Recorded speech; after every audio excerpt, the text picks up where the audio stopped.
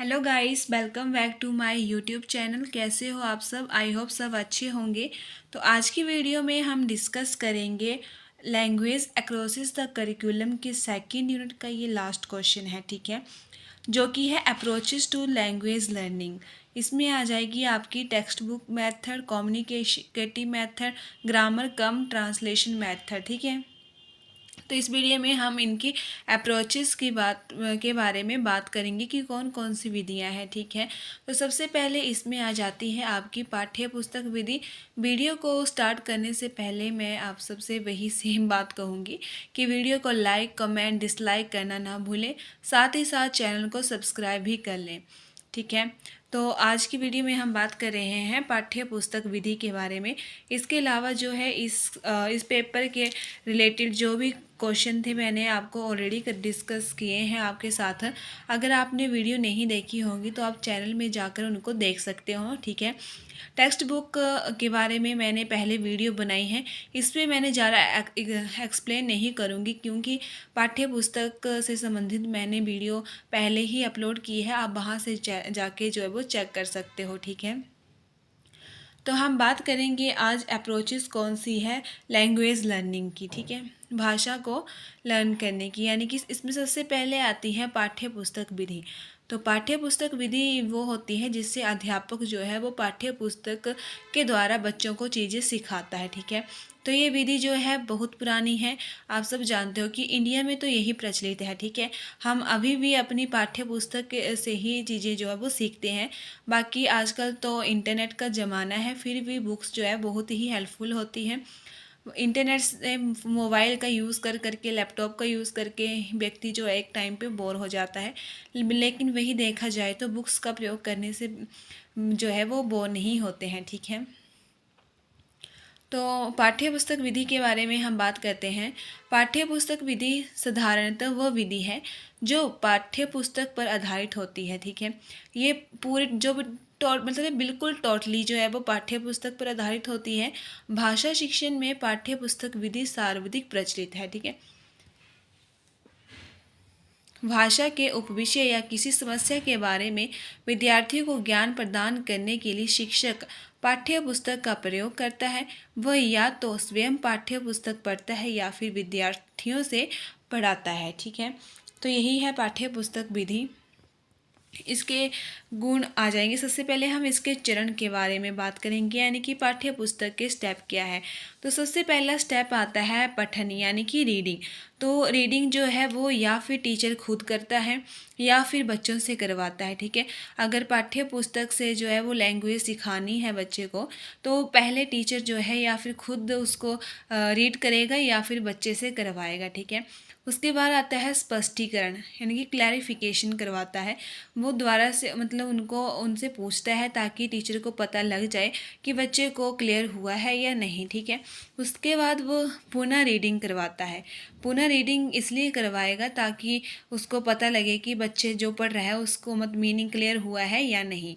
या फिर वो खुद पढ़ता है अगर टीचर तो स्टूडेंट से क्वेश्चन करता है, ठीक है। फिर वो दोबारा से पुनः स्पष्टीकरण करेगा, फिर लास्ट में जो है वो मूल्यांकन करेगा। ये विधि जो है स्टेप बाय स्टेप चलती है। सबसे पहले पठन करेगा, ठीक है, बच्चे से पढ़ाएगा या फिर खुद पढ़ेगा। उसके बाद स्पष्टीकरण करेगा टीचर, और उसके बाद पुनः पठन, पुनः स्पष्टीकरण और मूल्यांकन। तो आपने ये स्टेप वाइज ही लिखने हैं। बाकी आप इसमें नंबरिंग दे सकते हो। पहले फर्स्ट नंबर इसको दोगे, second third fourth and fifth, ठीक है। मूल्यांकन करेगा कि बच्चे से क्वेश्चन करेगा जो टॉपिक होगा उससे संबंधित, ठीक है। अगर उसको नहीं समझ आया होगा तो वो दोबारा से रीड करवाएगा, और ये जो प्रक्रिया है दोबारा सेम ऐसे ही चलेगी एज इट, ओके। और इसके बाद आ जाते हैं पाठ्य पुस्तक की विशेषताएं, कि पाठ्य पुस्तक की विशेषताएं क्या हैं, यानी कि पाठ्य पुस्तक विधि की विशेषताएं क्या है। जब टीचर अगर पाठ्य पुस्तक से बच्चे को लैंग्वेज सिखा रहा है तो उसकी विशेषताएं क्या रहती है। तो फर्स्ट है शिक्षक केंद्र है, यानी कि इसमें शिक्षक केंद्र होता है। टीचर बच्चों को खुद पढ़ने के लिए देता है, ठीक है। और अगर बच्चे को समझ नहीं आता है तो वो अध्यापक से जो है वो क्वेश्चन कर लेता है, इसलिए बाल केंद्रित भी है। गतिविधि केंद्र यानी कि एक्टिविटी सेंटर है। अगर टीचर चाहे तो बच्चों को कोई भी किसी भी टॉपिक से संबंधित जो है वो एक्टिविटी दे सकता है। उसके बाद शब्दावली में सुधार होगा। अगर बच्चा जो है वो स्वयं रीड करेगा, टीचर जो है वो बच्चों से करवाएगा रीड, तो उससे क्या होगा, बच्चों की शब्दावली में सुधार होगा। अगर टीचर जो है वो खुद अगर रीड कर रहा है तो भी बच्चे की जो है वो स्मरण शक्ति का विकास होता है, ठीक है। कुछ पॉइंट जो है वो आप खुद से भी ऐड कर सकते हो अगर ये आपको क्वेश्चन जो है वो समझ आ जाए। ज़रूरी नहीं होता है जो पॉइंट्स दूसरे करवाए वही लिखे, उसके अलावा भी अगर आप अपनी समझ के अकॉर्डिंग जो है वो पॉइंट्स को ऐड कर सकते हो, ठीक है। भाषण में सुधार हो जाएगा, क्योंकि अगर बच्चा अगर ज़ोर से रीड करेगा, ठीक है, लाउड रीड करेगा, तो बच्चा जो है वो उसको बोलने की क्षमता जो वो बढ़ जाएगी। इससे बच्चे का कॉन्फिडेंस लेवल जो है वो हाई हो जाएगा और वो किसी भी चीज़ में आगे आने से नहीं डरेगा, भाषण प्रतियोगिता में भी बढ़ चढ़कर भाग लेगा। समझ में सुधार होगा। छात्रों को स्वतंत्र शिक्षार्थी बनाना जो है वो पाठ्य पुस्तक का मुख्य विशेषता है, ठीक है, उद्देश्य रहता है कि बच्चों को स्वतंत्र बनाना है। इसे स्वतंत्र कैसे हुआ कि बच्चा जो है वो स्वयं बुक्स को पढ़ता है, ठीक है। और वो ज़रूरी नहीं है, कई बार मतलब बच्चा घर से भी चीज़ें सीखना चाहेगा तो वो बुक्स लेके जो है वो चीज़ों को सीख सकता है, ठीक है। सेल्फ स्टडी पर जो है फोकस करती है। शिक्षण को व्यवस्थित बनाता है ये। स्वयं अध्ययन पर जोर देता है, जो कि मैंने आपको बताया। स्थायी रिकॉर्ड यानी कि अगर आपको रिकॉर्ड बना के रखना है तो भी आप पाठ्य पुस्तक की हेल्प से बना सकते हो, क्योंकि अगर आप इंटरनेट में यानी कि आपको अपने नोट्स ही रखने हैं संभाल के, ठीक है, तो आप अगर रिटन में रखे होंगे तो आप उनको जब मर्जी देख सकते हो। आज से 20 साल के बाद भी वो एज इट रहेंगे, पाठ्य पुस्तक भी जो है वो एज इट रहती हैं, ठीक है। इसलिए स्थायी रिकॉर्ड। और इसके साथ साथ जो वो इम्प्रूव होती है आपकी साइलेंट रीडिंग एबिलिटी, ठीक है। लाउड रीडिंग जो है वो एंड स्पीच जो है वो आपकी जो है वो इम्प्रूव होती है, ठीक है। तो ये थी पाठ्य पुस्तक की कुछ विशेषताएं विधि की। इसके बाद आ जाते हैं आपके गुण कि पाठ्य पुस्तक के गुण क्या है। अध्ययन में रुचि पैदा करना, ठीक है। पाठ्य पुस्तक जो है वो अध्ययन में रुचि पैदा करती है, समय की बचत करती है, अन्य विधियों का आधार है, विषय वस्तु का व्यवस्थित प्रस्तुतिकरण करती है, विषय में रुचि पैदा करती है, अभ्यास के लिए उपयुक्त है, ठीक है, उच्च कक्षाओं के लिए उपयोगी है, विद्यार्थियों की आवश्यकता अनुसार जो है वो होती है। तो ये थे इसके गुण। इसके बाद हम डिस्कस करेंगे अवगुण के बारे में।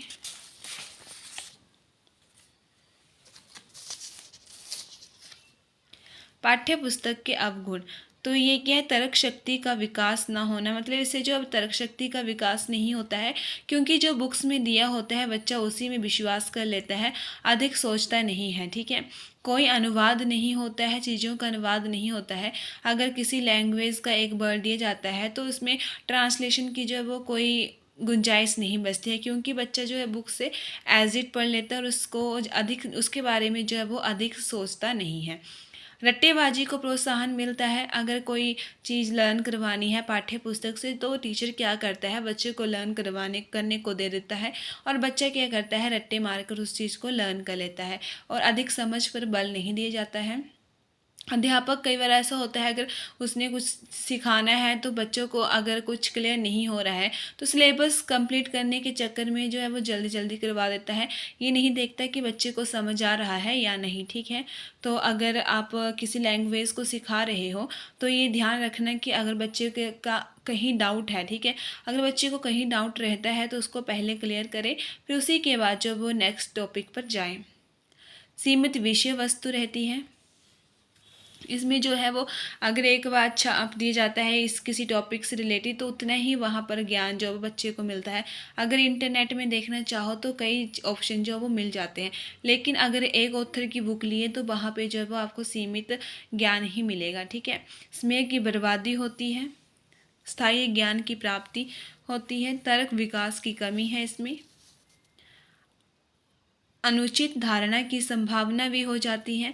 अगर गलत प्रिंट कर दिया होगा तो इससे जो वो अनुचित धारणा की संभावना भी हो रहेगी।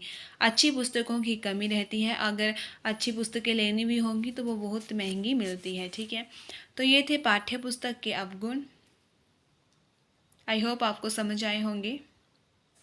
इसके बाद हम डिस्कस करेंगे संप्रेक्षण विधि, कम्युनिकेशन मेथड।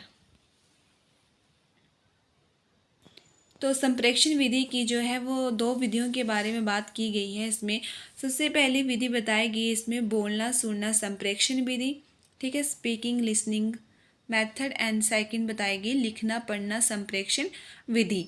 तो पहले हम बात करेंगे बोलना सुनना संप्रेक्षण विधि। इस प्रकार की संप्रेक्षण विधि कक्षा के अंतर्गत शिक्षक एवं छात्रों के मध्य होती है। इसे अंतर प्रक्रिया कहते हैं। ठीक है, इस प्रकार की जो विधि है वो किसके बीच होती है? स्टूडेंट और टीचर के बीच होती है।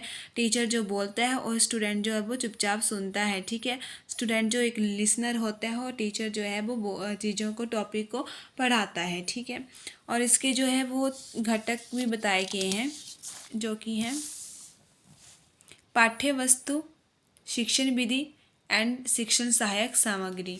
उसके बाद बात की गई लिखना पढ़ना संप्रेक्षण विधि की। ठीक है, इसमें बताया गया शिक्षक श्याम पट पर लिखता है। इसमें जब ये जो संप्रेक्षण विधि होती है तो ये भी जो है टीचर और स्टूडेंट के बीच होती है। शिक्षक श्याम इसमें इस विधि में शिक्षक जो है वो चीज़ों को श्याम पट पर लिखते हैं, यानी कि ब्लैक बोर्ड पर लिखते हैं, और छात्र उसे जो है वो चुपचाप पढ़ता है। लेखक पुस्तक में अपने भावों एवं विचारों को लिखता है और पाठक उन्हें पढ़कर समझता है, जिससे जो है वो बच्चों के लेखन शक्ति का विकास होता है, यानी कि राइटिंग स्किल का विकास होता है। ठीक है, इसी के साथ संप्रेक्षण में 4 प्रक्रियाएं प्रमुख बताई गई हैं: पढ़ना, लिखना, बोलना और सुनना। अगर संप्रेक्षण विधि जब सिखाई जाती है बच्चे को लैंग्वेज की, यानी कि कम्युनिकेशन स्किल जब बताई जाती है, तो इसमें जो है वो सबसे अधिक ध्यान जो है वो पढ़ने, लिखने, बोलने और सुनने में दिया जाता है। इससे जो है बच्चे की राइटिंग स्किल का विकास होता है, रीडिंग का होता है, लिसनिंग का होता है, यानी कि अच्छे से वो सुनेगा तभी लिख पाएगा, पढ़ पाएगा। ठीक है, ये चारों स्किल का विकास जो है वो बच्चे का होता है। तो इसके फीचर्स के बारे में भी बताया गया है। कौशल का विकास होता है, यानी कि इसमें जो 4 कौशल बताए गए हैं उनका विकास होता है। ये जो है वो बाल केंद्रित है, अर्थ पर अधिक ध्यान नहीं दिया जाता है इसमें।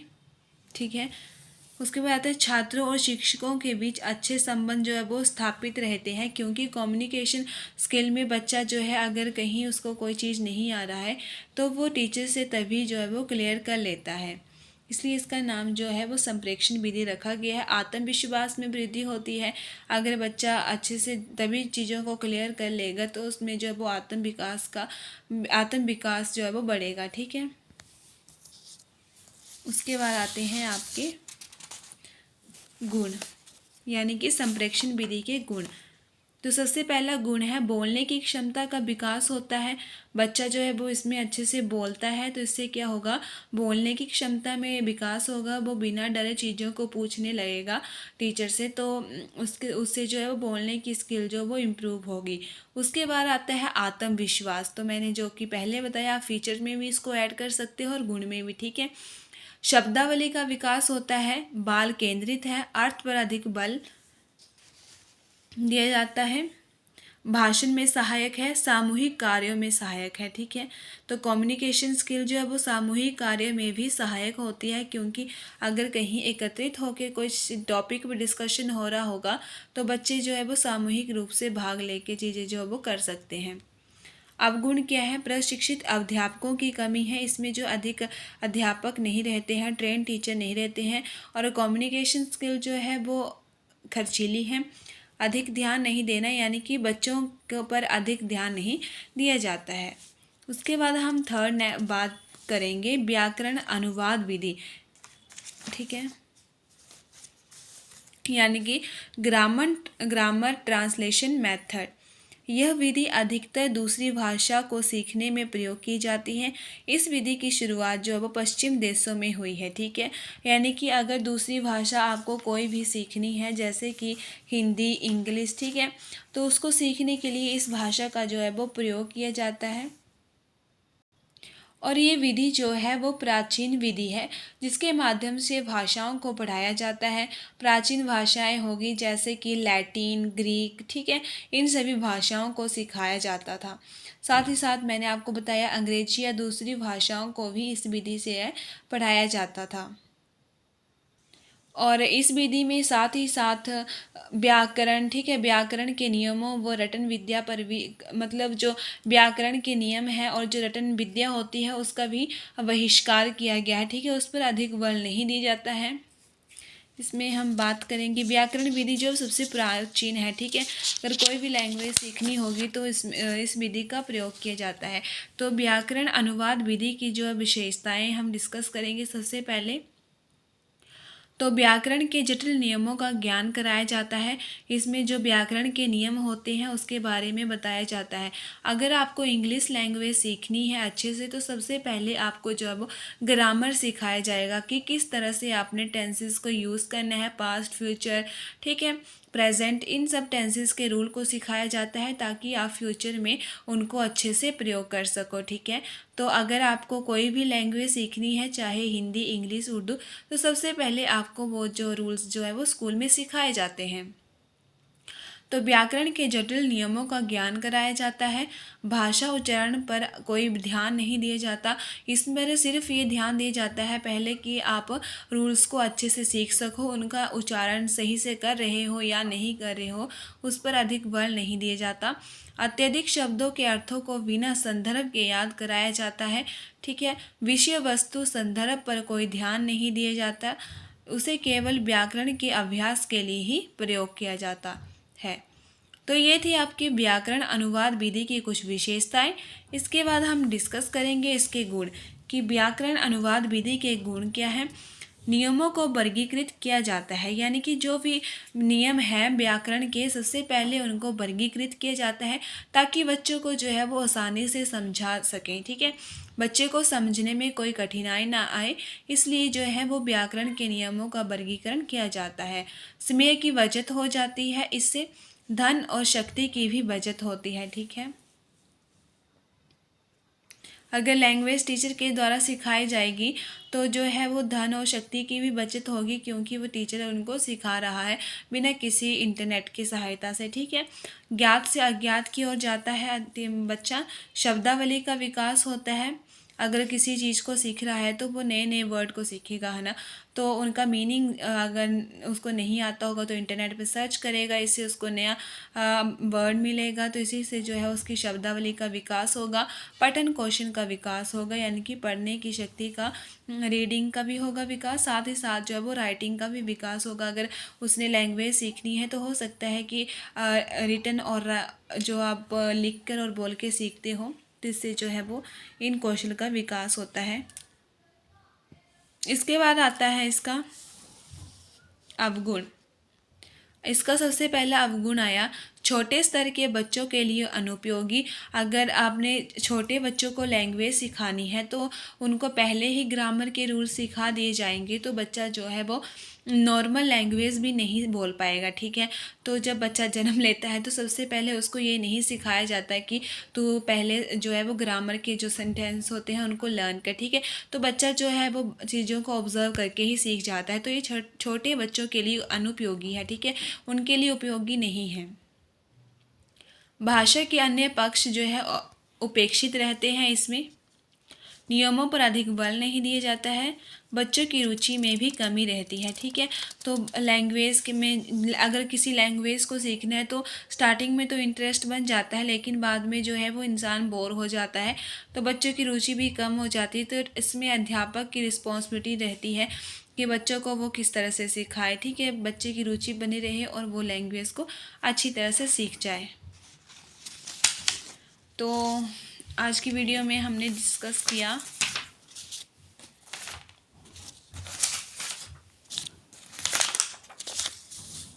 अप्रोचेस के बारे में, ठीक है।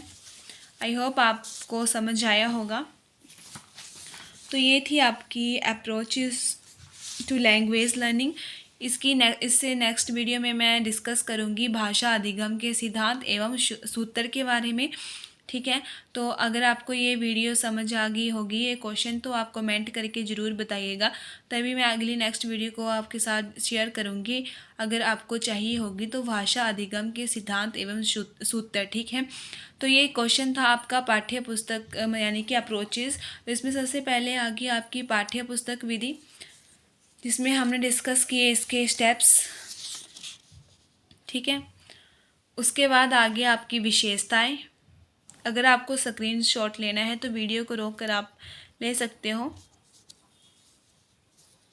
उसके बाद आ गया आपका गुण। अगर आपको ये क्वेश्चन आ भी जाता है तो सबसे पहले आपने इसका इंट्रोडक्शन मीनिंग, जो कि मैं आपको हर वीडियो में बताती हूँ, उसको लिखना ना भूलें। उसी के बाद जो है वो इनको आप एक्सप्लेन करें। ठीक है, बाकी तो आपको बुक से पढ़ने की इसमें ज़रूरत नहीं है। जैसे मैंने नोट्स बनाए हैं उन्हीं को आप लर्न कर सकते हो। बाकी आप थोड़ा सा खुद भी ऐड कर सकते हो, इनको इलेबोरेट कर सकते हो पॉइंट्स को। इस तरह से आप डायग्राम बनाओगे तो शीट्स भी भर जाएगी और उनको इलेबोरेट करोगे तो आपको ज़्यादा लर्न भी नहीं करना पड़ेगा। ठीक है, तो और ये लास्ट था आपका व्याकरण अनुवाद विधि। Thank you for watching and मिलते हैं हम नेक्स्ट वीडियो में। Bye bye, take care.